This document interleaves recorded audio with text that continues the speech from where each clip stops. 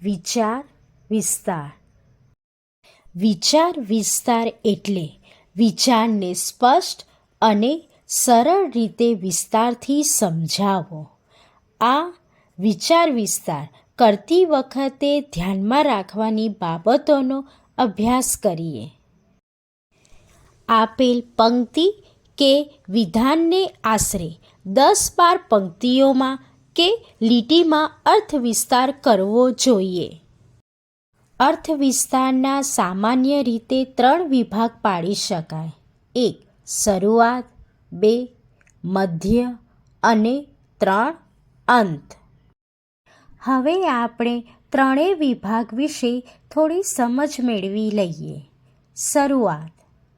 પહેલા ફકરામાં અર્થ વિસ્તારનો મુખ્ય વિચાર 1-2 પંક્તિઓમાં દર્શાવવો જોઈએ. મધ્ય. આ ભાગમાં વિધાનનું એટલે કે પંક્તિનું સ્પષ્ટીકરણ કરવું જોઈએ. આ ભાગમાં આપેલ પંક્તિને સમજાવવા માટે સચોટ ઉદાહરણનો ઉલ્લેખ કરવો. અંત. છેલ્લા ફકરાનું પંક્તિ કે વિધાનનું તાત્પર્ય લખવું જોઈએ. અર્થ વિસ્તારમાં બધા ફકરા કડીથી જોડાયેલા હોવા જોઈએ. ફકરામાં આવેલા વાક્યો એકબીજા સાથે બરાબર સંકળાયેલા હોવા જોઈએ. વિચારો સ્પષ્ટ અને તાર્કિક હોવા જોઈએ. એક જ વાત ફરી ફરી કે ફેરવી ફેરવીને ન કહેવી જોઈએ.